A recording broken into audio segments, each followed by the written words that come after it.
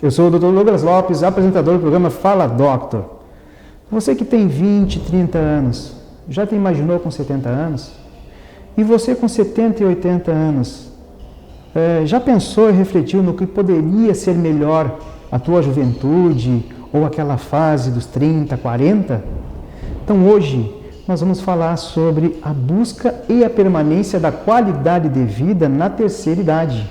E estamos aqui com a Carla Kowalski, enfermeira, e é um prazer tê-la aqui falando a respeito desse assunto muito importante para todos que nos assistem, e um prazer para mim tê-la aqui também junto com o meu programa e a tua disponibilidade, o teu tempo. Que bom, agradeço, Douglas, é um prazerzaço vir aqui. É a segunda vez até que eu já vim, né, nesse ambiente, é muito confortante, e falar de um assunto que é muito amplo e abrange todas as idades, né?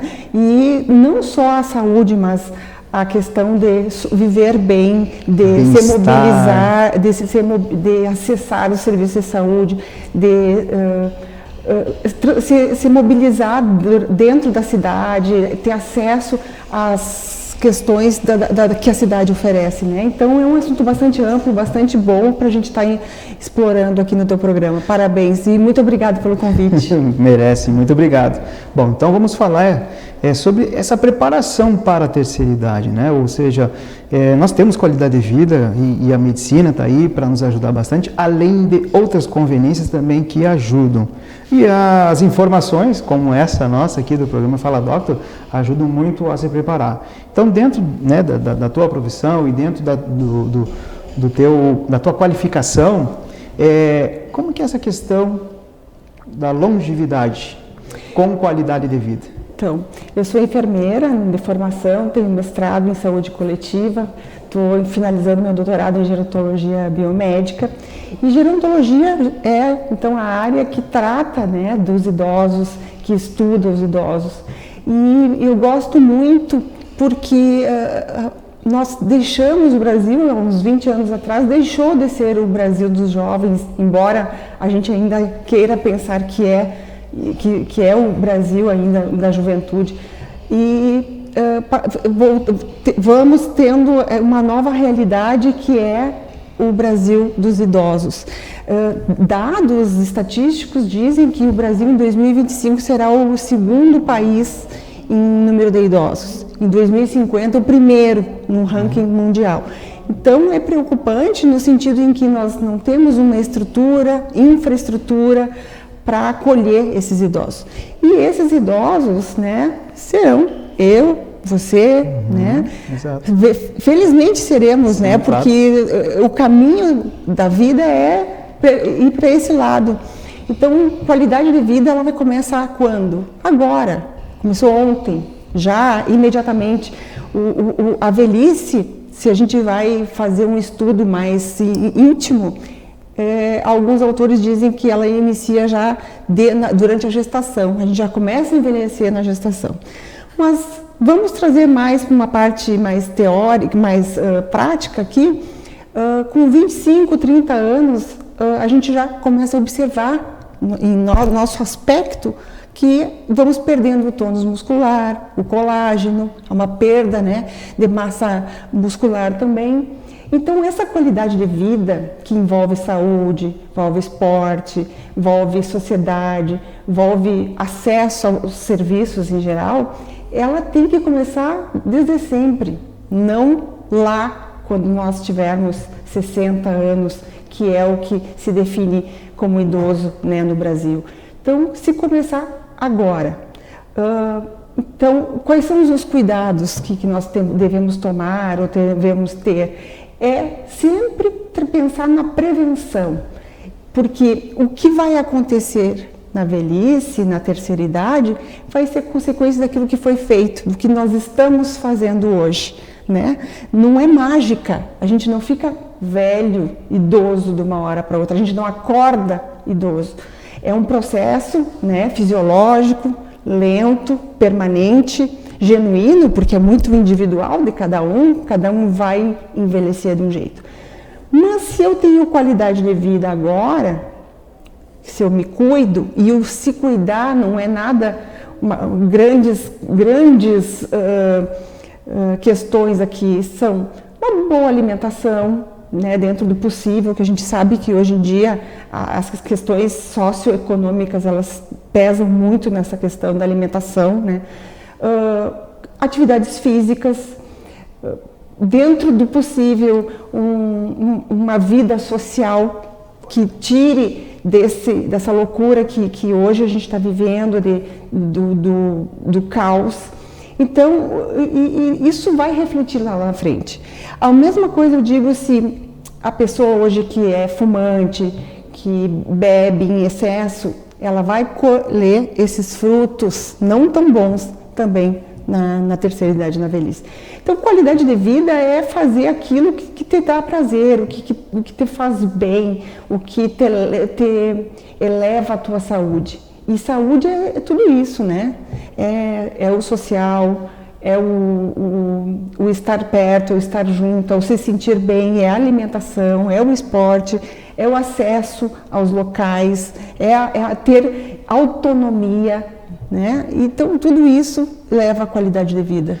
Tem uma pesquisa feita na Universidade de Harvard que foi acompanhada por mais de 50 anos, pessoas acima de 50 anos, casais, e que eles faziam a sua sociabilização, eram amigos, entre amigos, e que eles tiveram uma durabilidade maior, ou seja, sua expectativa de vida foi bem maior do que comparado a outros grupos que não tinham essa sociabilização. Então é muito importante isso estar falando a respeito dos grupos de amigos.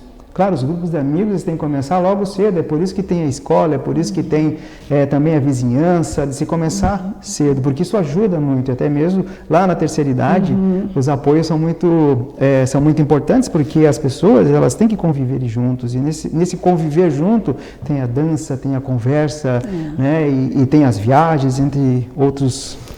E assim, bem pertinente essa pontuação que tu fez em relação à sociabilidade, porque um dos grandes problemas que levam à depressão em idosos, e aí não é só idosos, em qualquer idade, é a exclusão, é o isolamento. Né? Então, claro que aquelas pessoas que convivem juntas, que riem, como nós estávamos conversando ali um pouco, que esses grupos que se encontram e tem essa troca, essa dinâmica, eles têm a tendência de ter uma vida com maior qualidade e com maior longevidade. E nesses 30 anos, né, a gente ganhou anos de vida, a gente não perdeu, né? A medicina, ela vem avançando e fez com que a gente ganhasse anos de vida. Então, quando alguns anos atrás você vivia até os 40, 50 anos, hoje a gente sabe que podemos viver além dos 70. A expectativa de vida está em mais de 70 anos. Rio Grande do Sul é um exemplo, né? Um exemplo, justamente. E, então, os longevos, que são aqueles idosos com 80 anos, 90 anos. Eu tenho exemplos, o meu avô tem 96 anos e é ativo, tem bastante saúde ainda, né? Sim. Porque aí que eu gostaria também de pontuar que velhice não é sinônimo de doença. Não é sinônimo de doença e está tendo um impacto muito grande, uma resolução que agora está fazendo parte, né, do CID, como velhice e doença, e a gente está brigando em relação a ser contra esse conceito errôneo, porque velhice é um processo fisiológico que faz parte, né, da vida, e não um CID que marca dor de doença ou sinônimo de doença. Então, a gente ganhou qualidade de vida, ganhou tempo de vida, e o que a gente vai fazer com esses anos ganhos, né? As pessoas que estão aposentadas, elas têm que transformar esse tempo ocioso, que acaba, né, rendendo a ociosidade, de certa forma, e fazer aquilo que ela não fez porque não podia, porque estava trabalhando, ou estava cuidando dos filhos. Então, agora é o momento de realizar aquilo que lá no início da vida, no início da carreira, tinha vontade e não pôde, né, devido aos afazeres. Até essa questão da aposentadoria, né, culturalmente a gente tem a situação de que se aposenta, bota o pijama e morreu para a vida. Não, tem que ser diferente isso. Porque normalmente, economicamente, quem se aposenta é para estar estável. Claro que é diferente de situação para situação, cada caso é um caso, mas o que se tem é que quando se aposenta tem a sua posição econômica melhor. Mas as pessoas, elas deixam de viver, elas pensam que elas têm que parar. Não pode, né? Não pode parar, tem que continuar produzindo. Toda pessoa, o ser humano, ele nasceu para produzir, ele nasceu para se movimentar, ele não é para ficar parado. Né? E outra coisa também é em relação a desde o jovem, e já começar a colocar na cabeça do jovem que para que ele tenha uma terceira idade com qualidade de vida, ele tem que também ser cuidado no futuro. Celularmente nós envelhecemos, porém as nossas células também elas podem ser estimuladas, e principalmente a do cérebro. E aí entra a questão do cérebro. Quantas pessoas que têm 90 anos e têm seu cérebro que lembra, parece, desde a infância? Verdade. Então, são estímulos. Usar meios para que tenham uma estimulação desse tipo, para que possam no futuro ainda ter uma expectativa de vida maior. Né, cara? Essa questão, né, ser estimulado, né, tanto mentalmente como fisicamente, é essencial. E é bem como tu disse, o ser humano foi feito para o movimento, para ficar se movimentando e tendo contato com as pessoas. Então, vem ao encontro disso as demências, né, que levam... são doenças que vêm, né, nessa idade, da terceira idade, e que nem sempre são características só de idosos, né? Elas são mais frequentes, mais oportunas, mas nem sempre são só nos idosos. Então, por isso que a gente muitas vezes fala, vamos fazer a prevenção, e a prevenção ela é sempre mais importante e vem em primeiro lugar, porque evita lá na frente complicações e ônus maiores, né? Tanto econômicos, tanto de envolvimento no cuidado, para que a vida continue e a qualidade de vida na terceira idade também continue. Exato.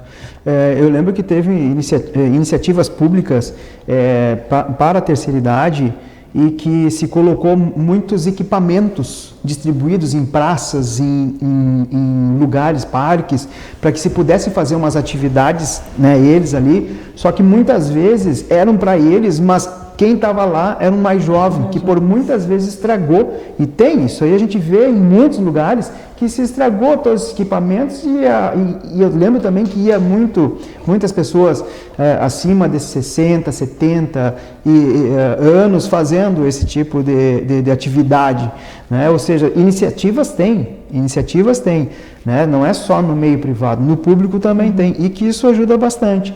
E é algo que nós vamos falar no segundo bloco, e você aguarde aí que logo nós estaremos de volta. Até breve.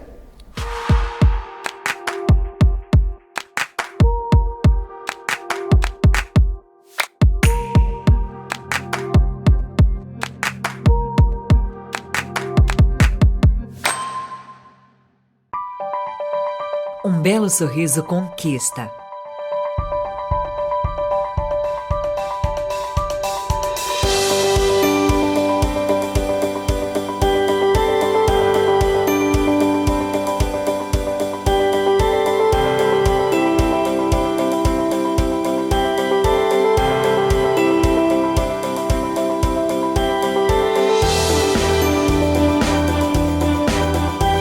Você já conquistou o seu? Clínica Odonto Doctor, presente em todos os momentos da sua vida.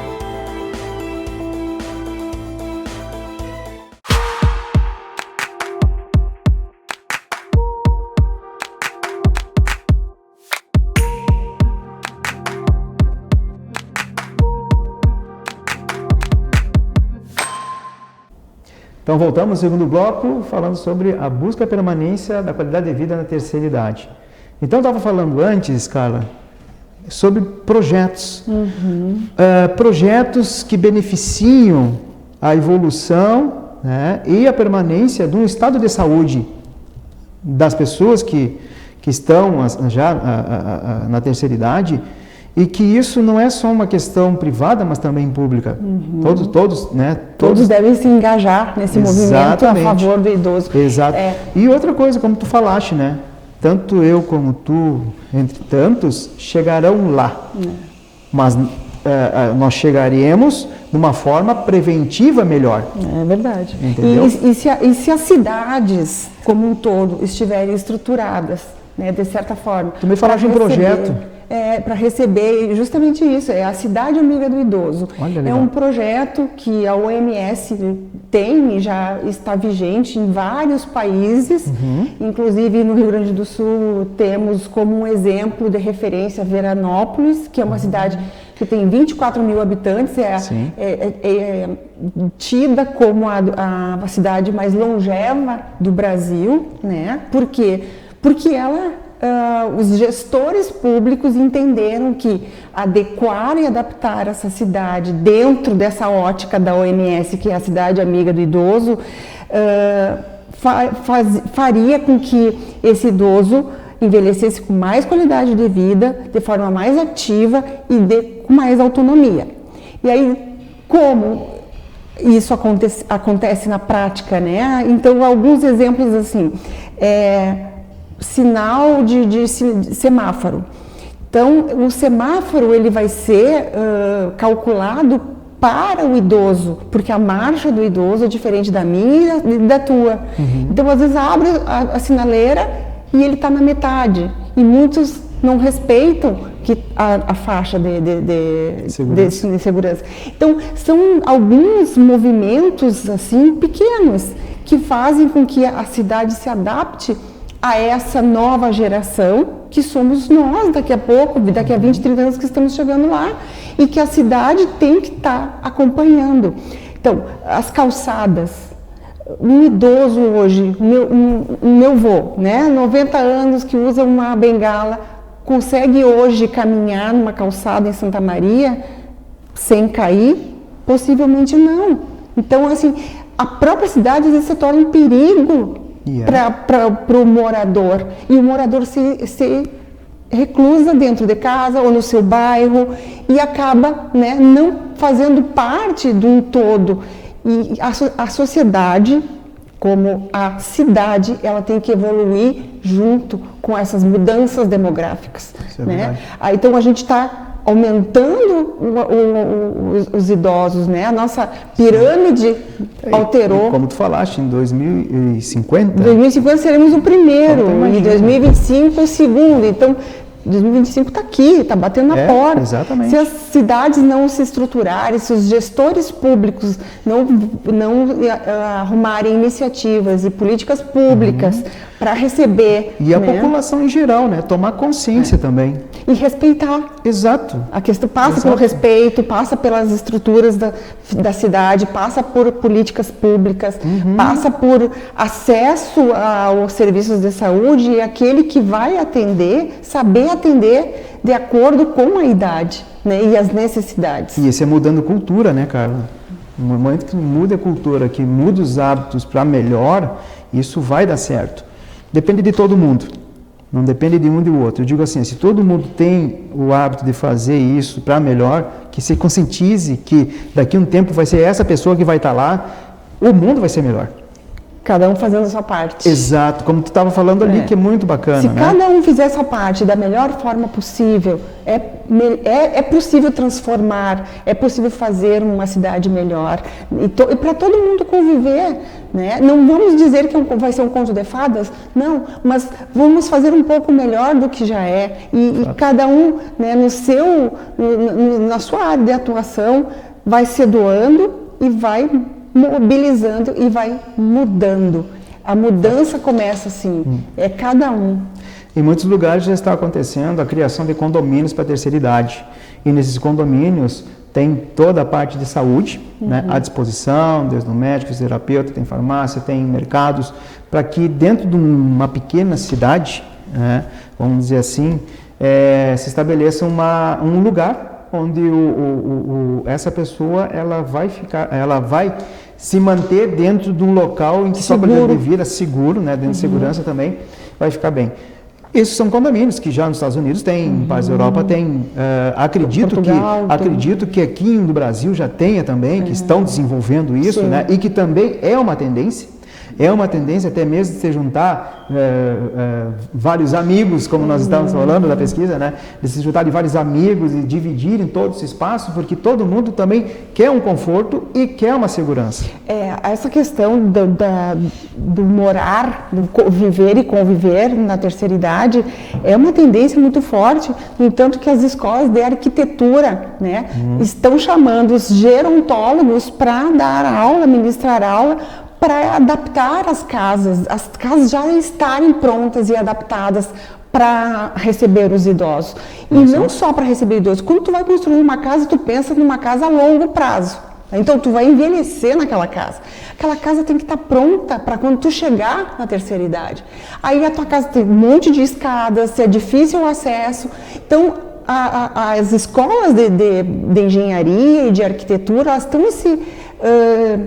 se definindo para esse lado para poder adaptar e fazer um bem melhor para todos. Tu vê, olha só como a gerontologia ela é ampla e atinge todas as áreas.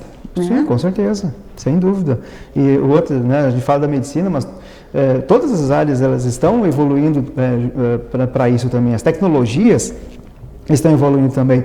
E agora eu me lembrei de uma situação em que pediatras, psicólogos, médicos vieram aqui e falaram a respeito das crianças estarem muito na tecnologia, né? Que ficam parados. Mas também os vovôs e as vovós também estão muito, né? Porque às vezes eu vejo uns que não saem, parece que estão se comunicando entre eles ali para não estarem se movimentando. E isso não é bom.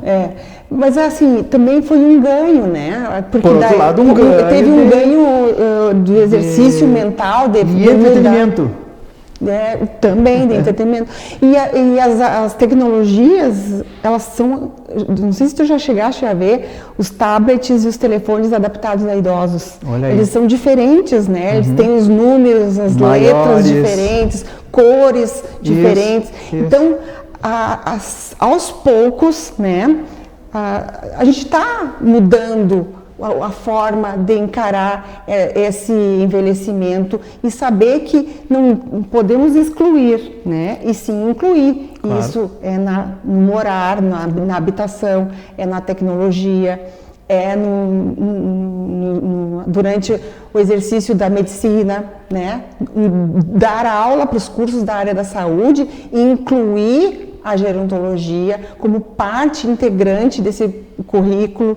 Dentro das escolas, os professores dar essa mensagem de respeito ao idoso. Com certeza. Né, que muitas vezes assim, o jovem não tem em casa o idoso, então ele não é estimulado e não sabe como lidar. Sim. E aí na rua não dá o acesso para sentar no ônibus. Educação, né? Falta da educação mesmo. Exatamente. Então, criar essa cultura. Criar essa cultura, né?